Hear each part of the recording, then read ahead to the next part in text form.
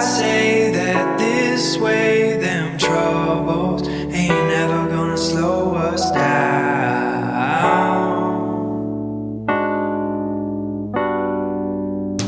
Fast forward, fast. Hey guys, welcome to Surf and Show.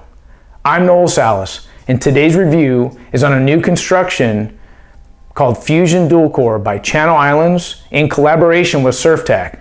Now they're making it in 3 different models. They have it in the Rocket 9, the Twin Fin, and the Mini.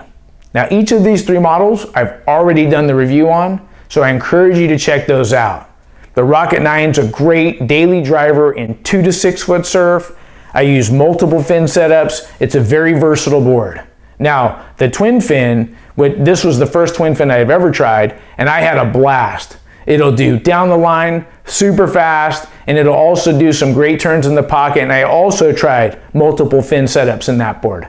And the Mini was recommended to me to ride as a quad. I rode it as a quad, and I'm not much of a quad guy, but I had a blast. But this review, we're gonna focus on the construction because it's so unique, it's worth our time, so sit back and enjoy the show. So what is Fusion Dual Core? Well, in theory, it's the best of both worlds. We have EPS, which stands for Expanded Polystyrene Foam, and then we have PU, which is Polyurethane Foam. And the idea is to put the two together and make the perfect surfboard. Let's look at how they're using EPS in this board. It starts with an EPS stringerless core that runs down the middle.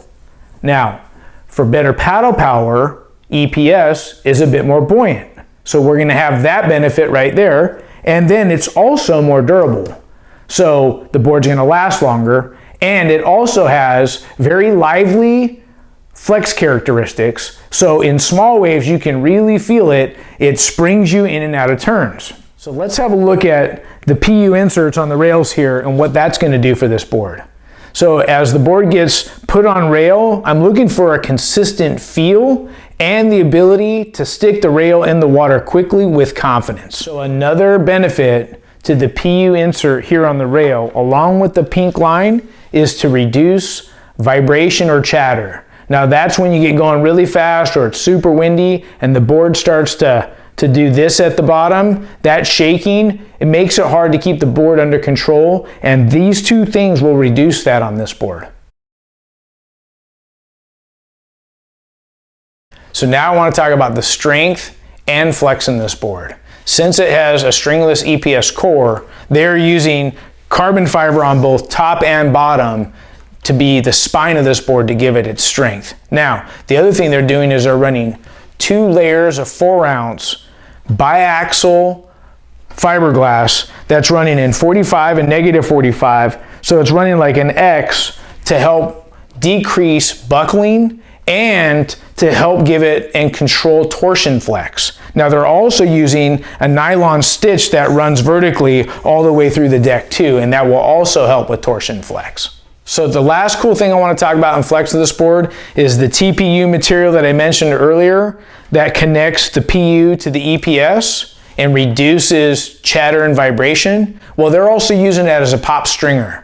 And I'll explain how. Because it's out here on the rail and I'm going down the line, and as I engage that rail in the water, the rail in the water is flexing. As it's flexing, what we want it to do is we want it to take its normal shape back quickly, and the material of TPU that it's made out of is the same as a skateboard wheel. And that is allowing it to pop in and out of turns really fast and projecting me from turn to turn quickly. So for this construction review, I chose 2 fins that I like and that I know. So the Mick Fanning Large and the Colohan Dino Large is what I rode on the Rocket 9. Now on the Twin Fin, I'm also familiar with the MTF, which stands for the Merrick Twin Fins, which is an upright fin with a wide base. So they were super fast and they pivoted quick too. So now I want to talk about how it felt under my feet. The EPS combo with the PU, it felt just like we were describing. The EPS felt super lively. It was springing in and out of turns. I liked it in small waves. When the waves got steep, I felt like I could dig the PU rails in and it felt solid. Now, what caught me by surprise that I liked a lot were the pop stringers. I actually liked it that I had that stringer out on the rail. I felt like I could push really hard and that I felt like it was pushing back. And it was giving me incredible spring and pop in and out of turns. And I think you can see it in the video. So all in all, I felt like the board felt really good under my feet. One thing that I wish that they had was this board in a 5.7.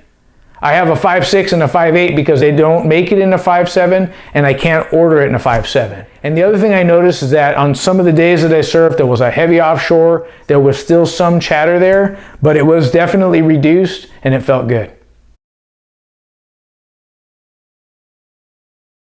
Well guys, I hope you enjoyed today's review.